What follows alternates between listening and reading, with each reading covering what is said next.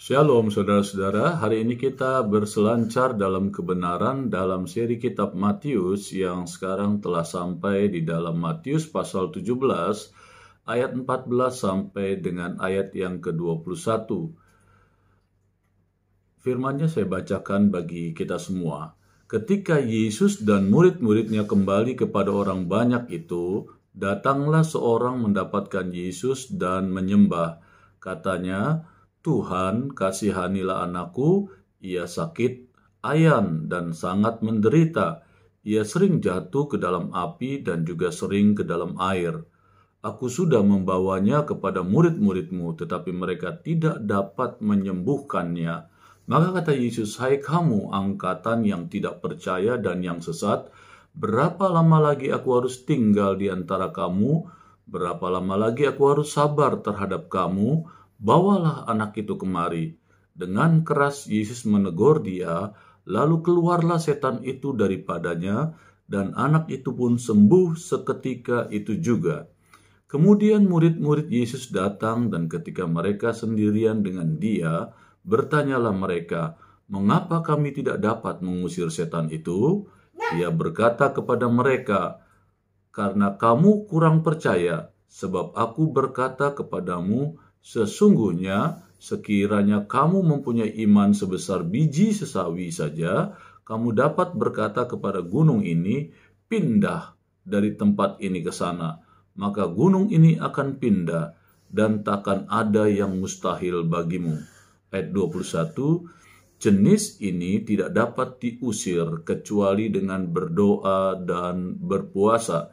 Nah, saudara-saudara, dari firman Tuhan ini kita bisa mendapatkan berkat bagaimana kebenaran firman Tuhan ini boleh membawa kita memiliki kepercayaan yang sungguh kepada Tuhan dan cara kita bisa melihat Allah bekerja atau Tuhan Yesus bekerja atau Roh Kudus bekerja dalam diri kita sehari-hari dengan kondisi kita sekarang ini. Dan saya memberikan judul dari khotbah seri berselancar dalam kebenaran ini, iman yang paling mendasar.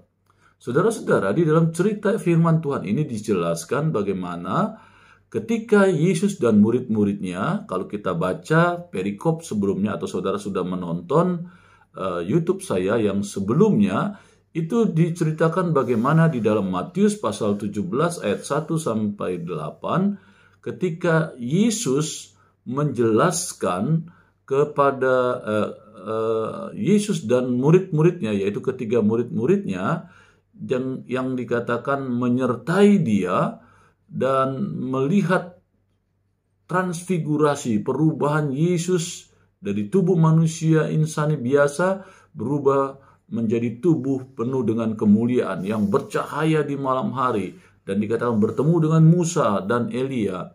Dan setelah selesai peristiwa yang dialami murid-murid semalaman itu, dikatakan Yesus dan murid-muridnya kembali kepada orang banyak itu. Dan dikatakan waktu Yesus datang turun dari gunung yang dimana mereka tadi malam berkumpul, dikatakan datanglah seorang mendapatkan Yesus dan menyembah dia. Saudara, tadi saya sudah jelaskan, saya sudah bacakan firman Tuhan bagaimana seorang bapa yang memiliki seorang anak yang menderita sakit ayan dan dia berharap Tuhan menyembuhkan dia. Saudara, kalau kita perhatikan firman Tuhan ini jelas bagaimana murid-muridnya dikatakan yang 9 orang itu, yang mengikuti Yesus kan 3 orang ya, Yohanes, Petrus, dan Yakobus.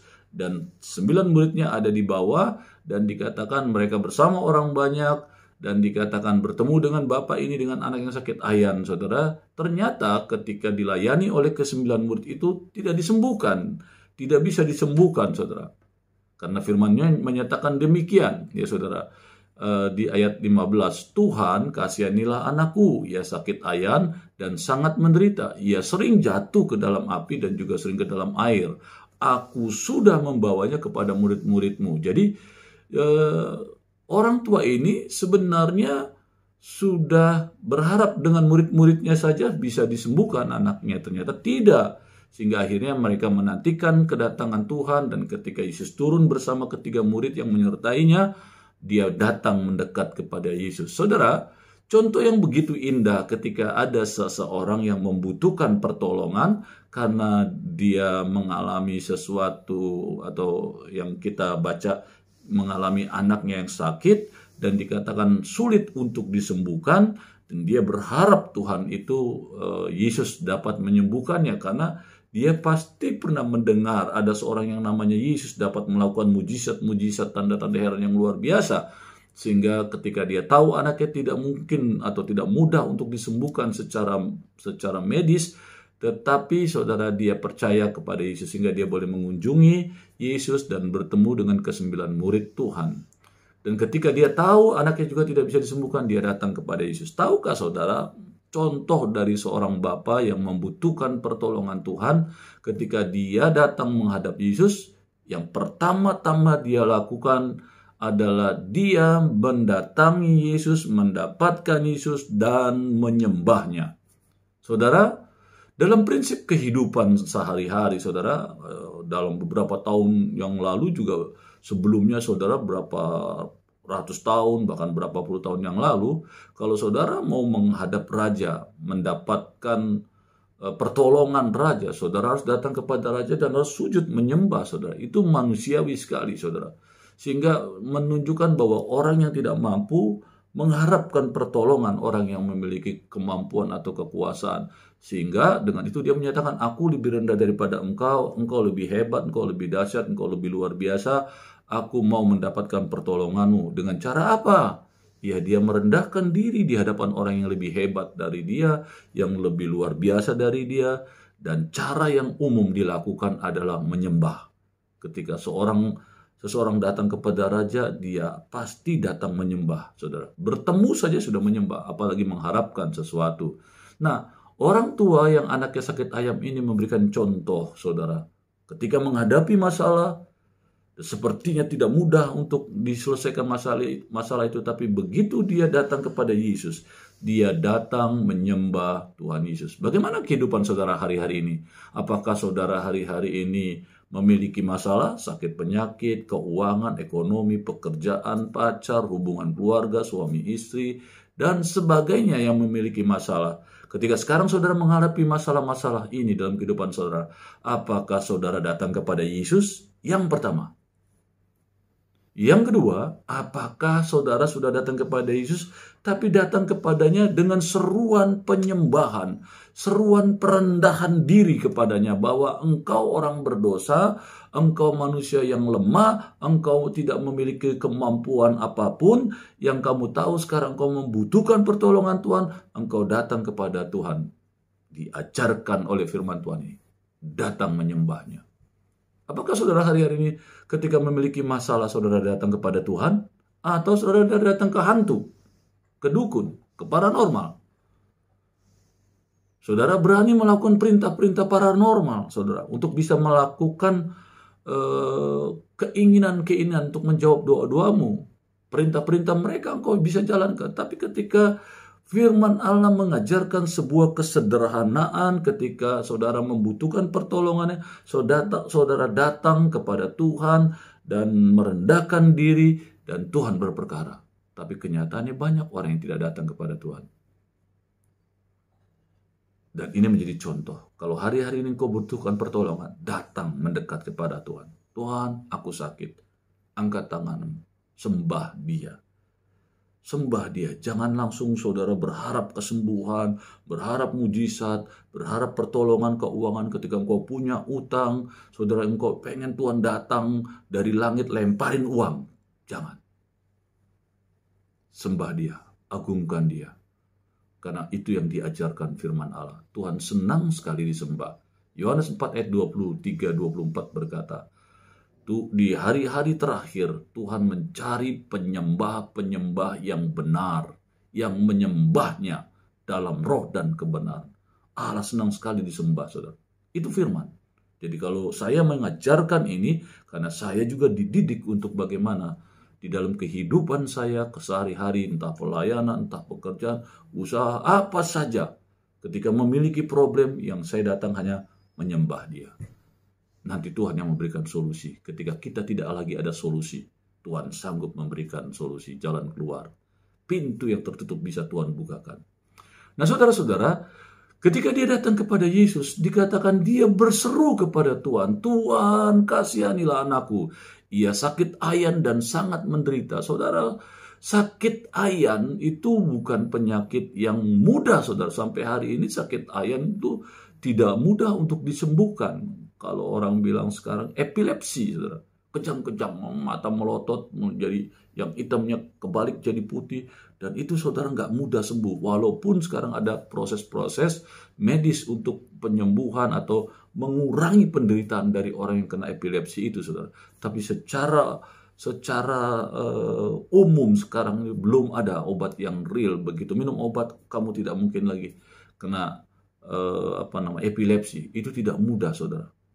Dan Tuhan sanggup melakukan yang manusia tidak sanggup lakukan, yang dokter tidak dapat sanggup lakukan.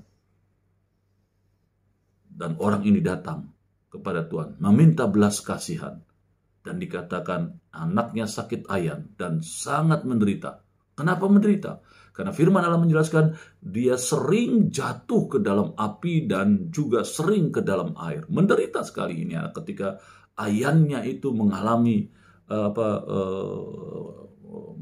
memproses dirinya, ya, terjadi sewaktu-waktu, saudara, langsung timbul sakit ayannya itu, maka anak itu akan menderita. Matanya terbalik dan kejang-kejang dia. Kalau pada saat waktu dia jatuh dan kejang-kejang itu tempatnya aman, saudara, nggak ada masalah.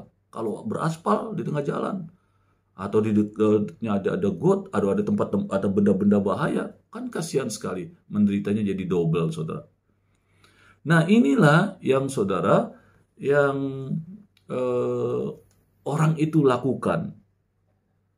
Saudara, beberapa orang, saudara, ingin melihat yang dilakukan orang tua ini, saudara, adalah seperti orang yang tidak punya iman. Ya, ini tafsiran, ya, bahwa bapak ini tidak punya kepercayaan. Dia datang kepada Tuhan Yesus hanya mengharapkan mujizat. Kalau menurut saya tidak ada masalah. Kenapa? Mau dikatakan lemah iman, kenyataannya memang dia lemah iman. Masa kita bisa dikatakan orang yang kuat iman? Kamu yang ngomong karena kamu barangkali hamba Tuhan, ngerti firman, saudara merasa saudara sudah punya iman, sehingga saudara tidak perlu membutuhkan pertolongan Tuhan ketika engkau menderita, atau engkau sendiri menderita, sehingga engkau tidak tahu betapa ketika dokter angkat tangan terhadap penyakitmu, penderitaanmu, atau orang angkat tangan tidak bisa menolongmu. Saudara, saya beritahukan, Tuhan tetap senang ketika orang mau datang dalam kelemahannya. Jangan sebaliknya kita bilang bahwa orang ini punya kelemahan, punya iman yang lemah, datang kepada Tuhan dengan cara yang lemah. Tidak begitu, saudara.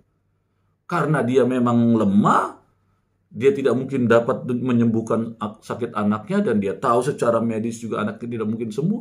Siapa lagi yang harus didatangi? Ya datang kepada Tuhan dalam kekurangannya dia. Kalau tidak, dia tidak perlu datang toh. Jadi gak ada masalah lemah atau tidak lemah. Bagi Tuhan, siapa saja silakan datang. Karena Tuhan Allah yang penuh dengan belas kasih. Kita selalu melihat-lihat dan kita selalu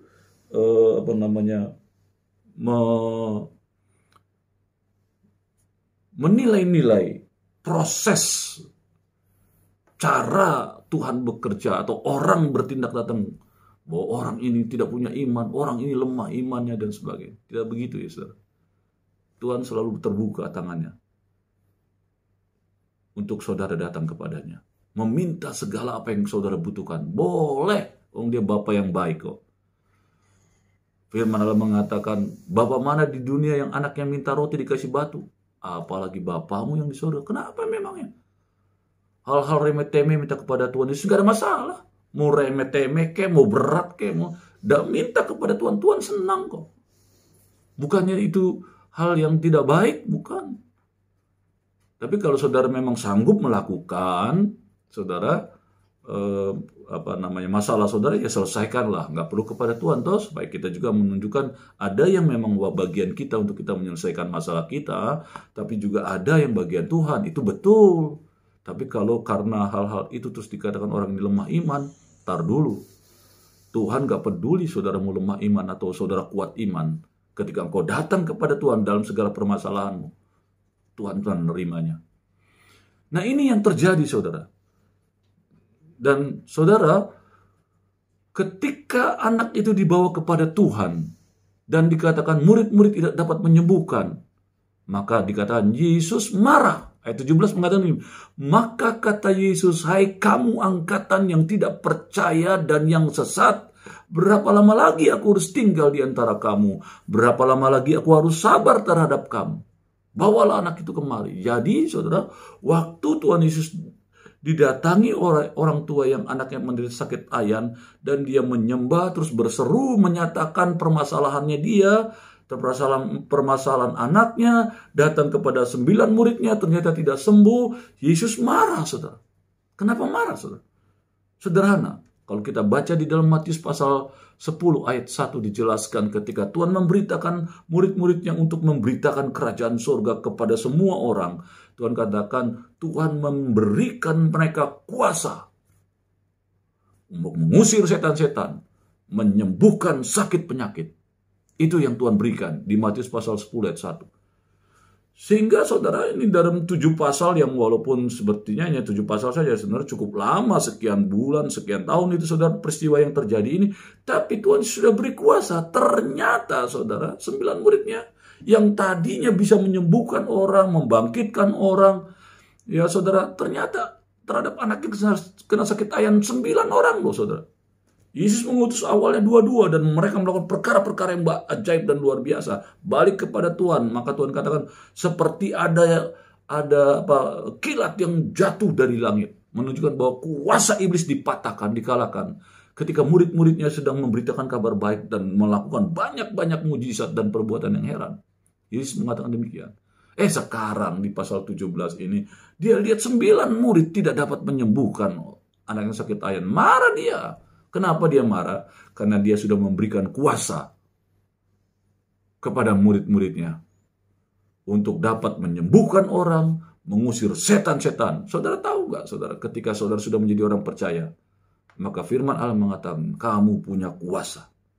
Tapi kenyataannya banyak kita tidak mempraktekkan kuasa itu, kita tidak pernah mendoakan orang sakit, sehingga kita tidak pernah melihat mujizat Tuhan. Ataupun kalau kita mau mendoakan, kita bimbang, karena kita tidak percaya bahwa kita punya kuasa. Ya. Dan ini yang harus dimengerti, saudara. Yesus marah kepada murid-muridnya.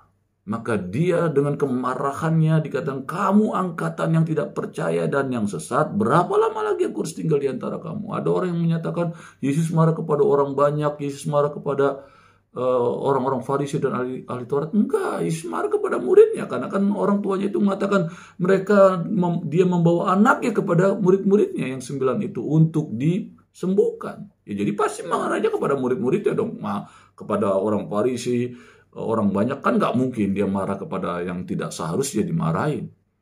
Kalau murid-muridnya jelas dia marah karena sudah diberi kuasa. Saudara kalau sudah memberikan wewenang kepada pembantu muda yang paling rendah, nggak usah di kantor gitu ya, orang yang digaji atau dengan punya tingkat intelektual yang tinggi, kita menyuruh pembantu kita ternyata tidak sanggup menjalankan, padahal sebelumnya dia sanggup, kita pun bisa menegur pembantu, bukan? Untuk supaya bisa dapat menjalankan perintah kita dengan baik.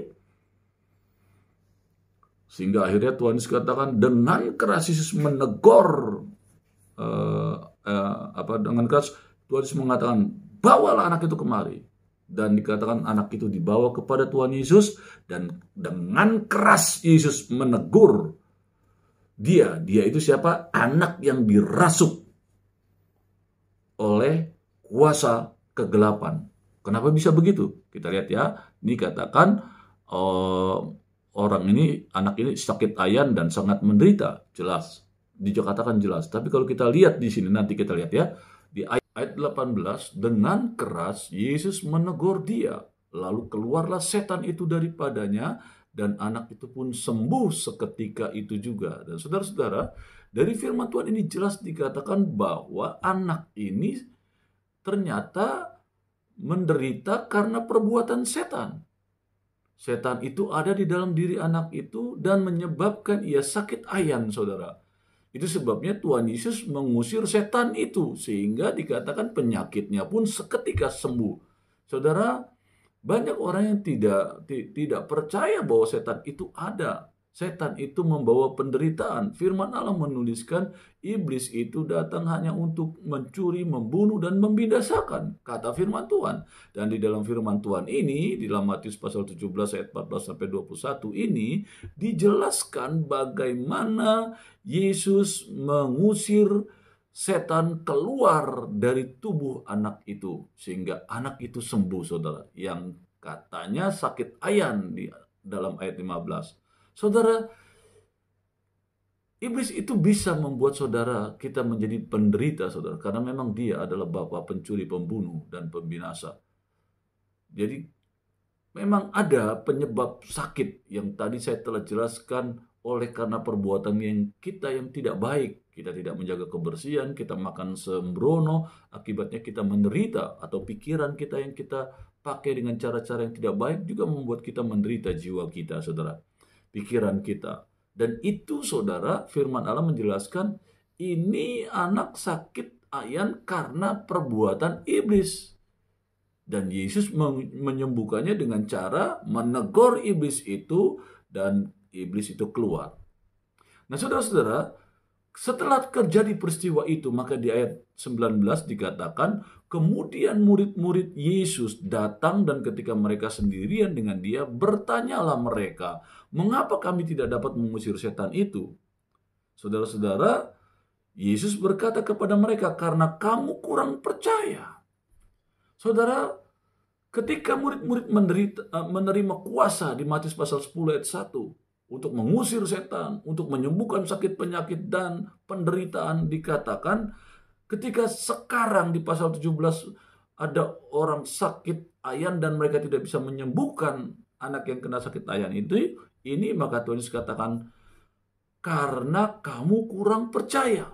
Artinya, saudara, kepercayaan itu pun kalau tidak kita jaga, kita terus-menerus motivasikan dalam hidup ini, pendekatan kita kepada Tuhan, kasih kita kepada Tuhan, akan ada degradasi, penurunan iman, saudara, yang kita tidak sadari sebenarnya kita sudah tidak memiliki kepercayaan. Atau agak lebih halus lagi, kita sudah berkurang iman kita kepada kasih dan kuasa Tuhan melalui hidup kita. Dan ini terjadi kepada murid-muridnya. Mereka barangkali merasa sudah berjalan bersama dengan Yesus sehingga kuasa mereka tidak akan pernah hilang. Saudara, tidak bisa. Iman itu harus dijaga.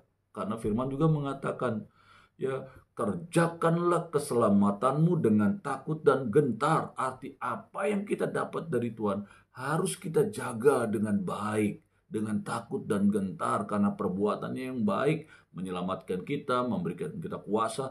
Ya, kita harus jaga, harus pelihara, sehingga nilai-nilai kepercayaan itu tidak turun.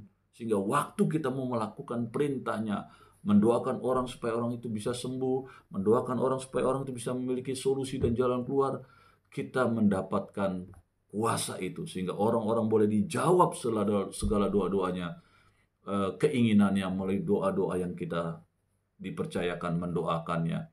Dan ini yang dikatakan, karena kamu kurang percaya. Dari percaya tanpa sadar berkurang, sehingga kurang percaya. Itu sebab itu dikatakan begini, sebab aku berkata kepadamu, sesungguhnya sekiranya kamu mempunyai iman sebesar biji sesawi saja, kamu dapat berkata kepada gunung ini, pindah dari tempat ini ke sana, maka gunung ini akan pindah dan takkan ada yang mustahil bagimu. Yang pertama dari perkataan Tuhan Yesus katakan begini, kalau kamu punya iman sebesar biji sawi saja, kamu dapat berkata kepada gunung ini, pindah. Sebenarnya Tuhan tidak ngomong soal kita harus hebat memindahkan gunung kayak nggak ada kerjaan aja. Tuhan tidak seperti itu. Maksud perkataan firman Tuhan di sini dikatakan, sebenarnya kamu iman sebesar sebiji sesawi aja nggak punya. Lihat perkataan Tuhan, sekiranya kamu mempunyai iman sebesar biji, artinya tidak punya kamu sebenarnya. Makanya kamu tidak mungkin bisa menyembuhkan orang. Jadi firman ini jangan kita letterlekkan tanpa mengerti alur cerita dari firman Tuhan ini dengan baik. Firman ini tidak mengatakan kamu punya iman yang kecil saja sudah cukup. Enggak ada kata iman kecil dalam pengertian ini. Di sini Tuhan hanya mengingatkan kepada murid-muridnya, sebenarnya kamu iman sebesar biji sawi aja enggak ada. Makanya kamu tidak bisa menyembuhkan orang sakit. Maka Tuhan bilang kembali. Itu maksudnya Tuhan. Percaya kembali atas namanya yang penuh dengan kasih dan kuasa. Maka kamu bisa menyembuhkan anak ini. Jadi saudara-saudara ingat mengerti ini. Bahwa murid-murid itu tidak diajarkan punya iman kecil saja kamu bisa melakukan perkara yang besar. Enggak gitu. Ya, tafsirnya enggak seperti itu. Ceritanya juga jelas kronologisnya. Ya, kronologi dari cerita ini. Yesus menegur murid-muridnya karena kurang percaya. Dikasih contoh kepada murid-muridnya. Ya, dengan perumpamaan biji sesawi ini. Gitu ya. Jadi jelas ya, sekiranya kamu mempunyai, artinya tidak punya iman. Dan seterusnya saudara, ayat 20 terakhir. Jenis ini tidak dapat diusir kecuali dengan berdoa dan berpuasa. Yang kedua, Tuhan Yesus minta kamu, anak-anak Tuhan, harus rajin berdoa. Juga berpuasa. Seperti Yesus juga memberikan contoh kepada murid-muridnya. Dia rajin berdoa. Dia sering, saudara, naik ke tempat sepi dan dia menyendiri bukan untuk tidur, tetapi dia berdoa, bertemu dengan Tuhan.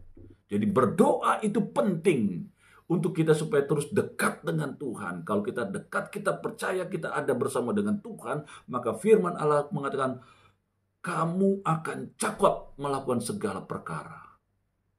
Jadi berdoa itu penting. Bagaimana berpuasa? Yesus pun juga mengajarkan tentang puasa.